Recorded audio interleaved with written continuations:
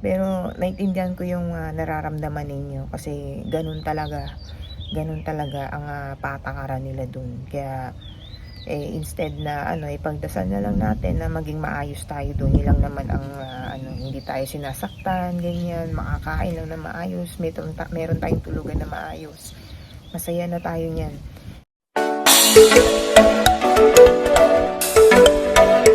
Hi mga kaswisi! So nagbabalik po ako ulit sa aking YouTube channel.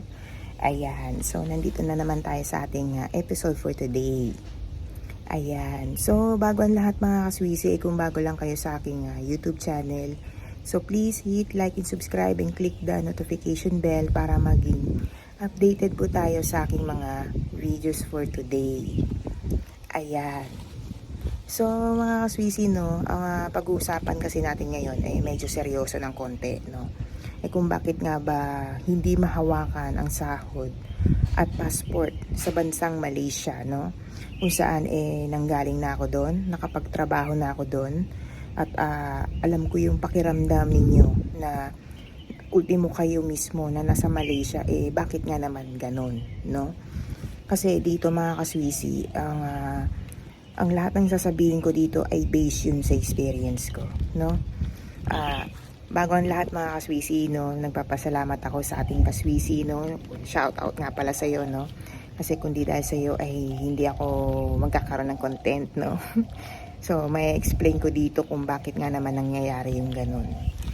So, dito mga kaswisi, no, itong sasabihin ko walang samaan ng loob kasi ito yung reality natin kapag nasa Malaysia tayo, no? Kasi ito yung usually nangyayari doon. At alam mo yun, whether you like it or not, ganun yung patakaran na nila doon, no? Kasi dahil sa mga insidenteng nangyayari, hindi lang sa mga Pinoy, kundi sa mga Indonesians na nagtatrabaho doon sa bansang Malaysia. Yan. So, bakit nga ba hindi nahawakan ang sweldo at ang passport, no? Kasi ganito yan mga kaswisi. So, tinanong ko si Ma'am Ann, no, about dito sa itong issue na to, no, kung bakit nga naman ganun. So, ito yung sagot niya. Actually, hindi naman lahat na, siguro yung ibang agency, ganon. Pero yun doon naman sa atin, di ba? Kung ano ba hihingi mo yung copy ng kontrata, ibibigay namin sa'yo no issue yun. Hindi rin naman kita sisingilin ng papel, no, at saka yung printer. Pero kung halimbawa gusto mo rin picturean, pwede rin naman, hindi ko naman namin itatago yun. Regarding sa sahod naman, may mga options kasi yung mga amo. Yung iba, through bank. So, mag-open sila ng bank account, tapos kasama yung amo, doon nila ibabangko. Yung iba naman, kagaya mo, by cash binibigay, alam mo naman yung ibang amo, ayaw nila ng ganun. Ang gusto nila is sila yung humahawak. Kaya iba-iba nga kasi. Ngayon, kung halimbawa meron naman kayong salary schedule, kayong dalawa, ito yung sinahod mo, ganyan, carry forward, kung magkano yung mga natitira sa padala mo, mga gastos mo. At the end of your contract naman, ibibigay din naman sa'yo yun. So, dito mga kaswisi, no, sa documents, no, 'di ba kapag paalis ka na, so ibibigay na sa iyo yung mga original copy ng documents mo. Ang mangyayari talaga diyan is pipicturean mo siya one by one, no, para magkaroon ka ng kopya.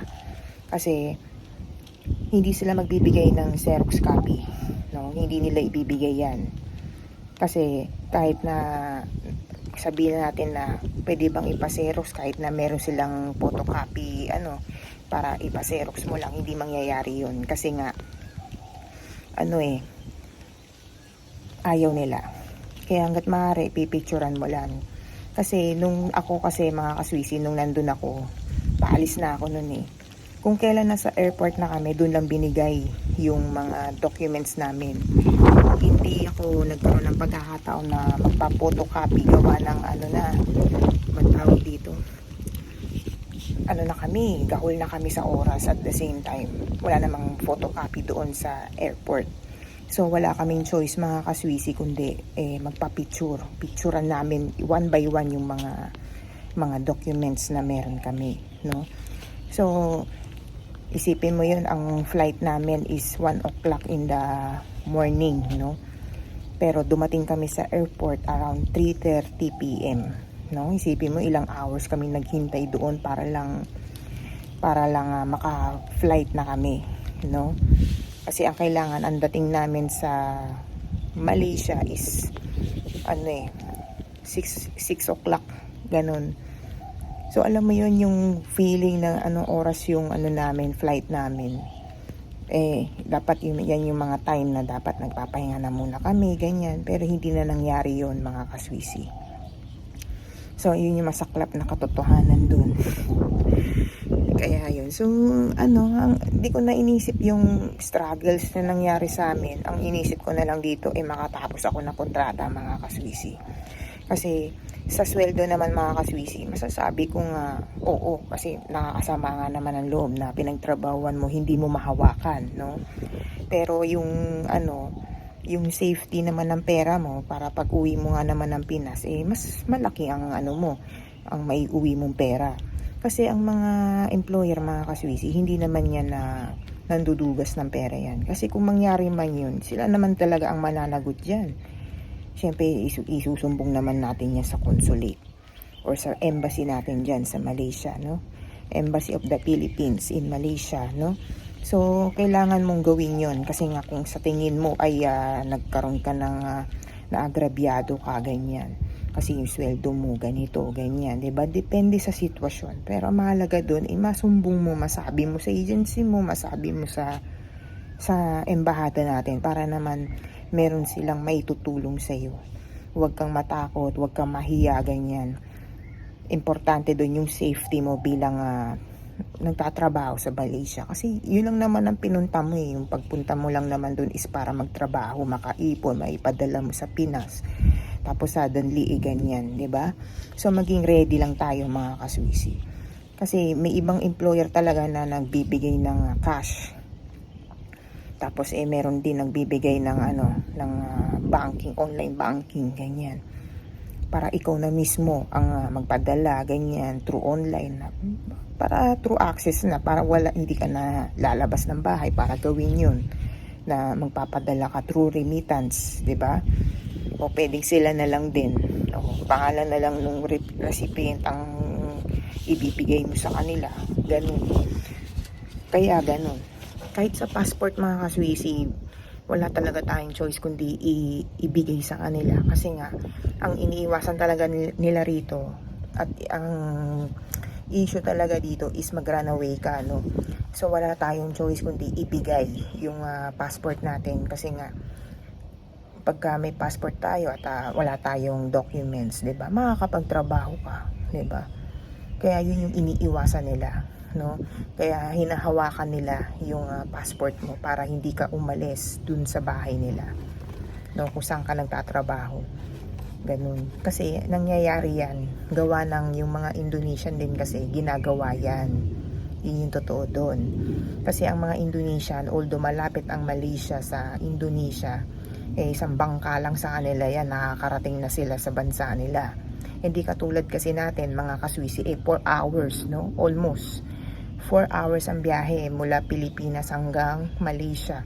Kung uuwi ka, same lang din. Almost 4 hours din yung flight, no? Kaya mahirap yan para sa atin, mga kaswisi. Kaya kung ano man ang patakaran nila, gawin na lang natin kasi nga, at sundin na lang natin kasi nga ganun sila. Kasi sa mga nangyayari doon sa Malaysia, issue na yan noon pa nung dumating ako doon, yung mag-runaway ka, ganyan. Kasi maraming ganyan doon. Maraming mga illegal na nationalities ang nagtatrabaho doon, no? Hindi nga lang mahuli-huli ng mga pulis. Kasi although makapangyarihan din ng mga pulis doon, pero syempre sa tinik ba naman ng matitinik yung mga foreign doon na nagtatrabaho na walang papel, o 'di ba? So, buti na lang din para naiingat yung mga documents natin, passport natin especially. Kasi pagka uuwi ka na naman ng Pinas niyan, ibibigay naman nila yan sa iyo Kung matagal-tagal ka na sa kanila, kung malaki na yung tiwala nila sa iyo, for sure, ibibigay na nila yan. Kaya yun.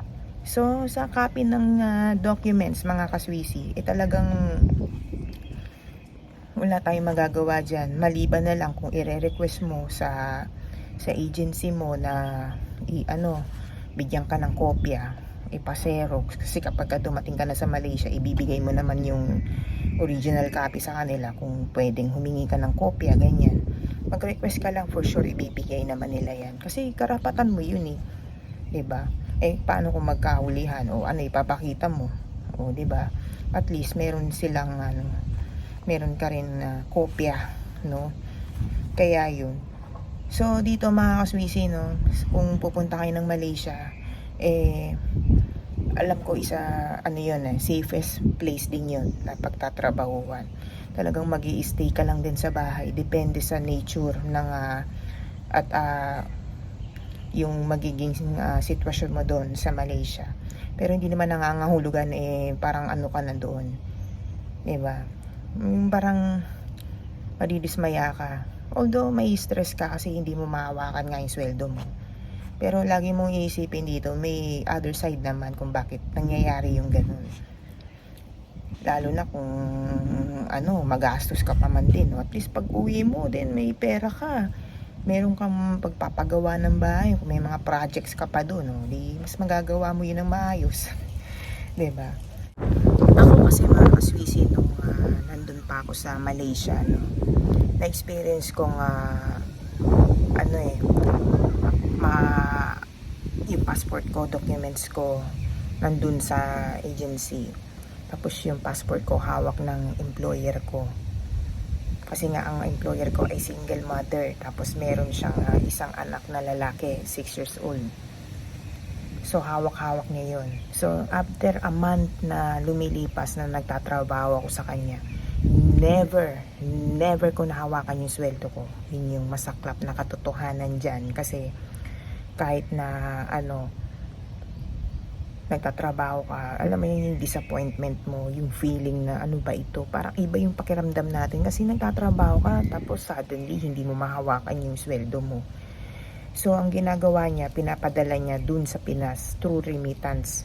Isesend na lang niya sa akin sa WhatsApp, no, yung gamit telepono nila. Kasi nga ang cellphone ko ay hindi naman ako pwedeng mag-access sa sarili kong cellphone. So yung cellphone nila ang ginagamit ko. So doon ko nakikita yung remittance, no.